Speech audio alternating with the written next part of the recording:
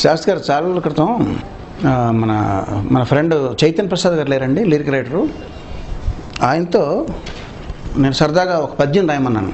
Shake hands మీద పద్యం రాయండి, మనం తెల్లారేస్తే కొత్త వాళ్ళని కలిసినప్పుడు meet mister so and so అంటే షేక్ హ్యాండ్ ఇస్తాను వెంటనే. దాని మీద ఒక పద్యం రాయండి అని అడిగితే ఆయన రాత్రి అంతా కూర్చుని రాసి తీసుకొచ్చారండి.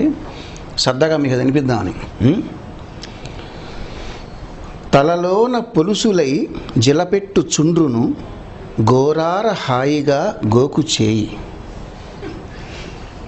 తలలోన పొలుసులై జిలపెట్టు చుండ్రును గోరార హాయిగా గోకు చేయి. కళ్ళలో పుసులను వేళ్లతో తొలగించి వాల్జూపు సొగసు కాపాడు చేయి. జలుబుతో నాసిక జలపాతము వేళ చీమిడి బర్రున చీదు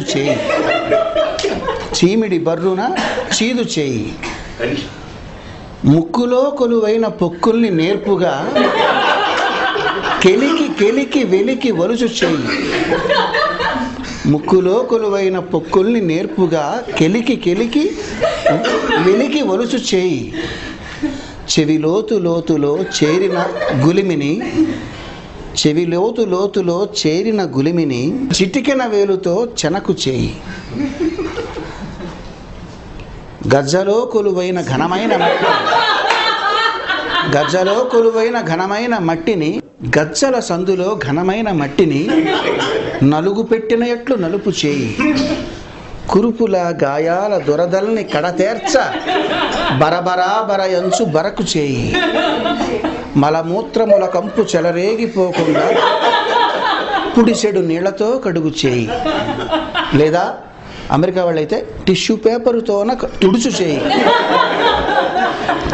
అట్టి ఈ చేయి మర్యాద ఉట్టిపడగా నిన్ను తాకంగా ఇటు వచ్చుచున్నదోయి. ఎవని చేతిలో ఏముందో ఎవరికెరుక, 1000 రోగాల పుట్ట ఈ చేయి కనుక. చాలింక కరచాలనాలు చాలు, దండమెట్టిన వాడెరా ధన్యజీవి.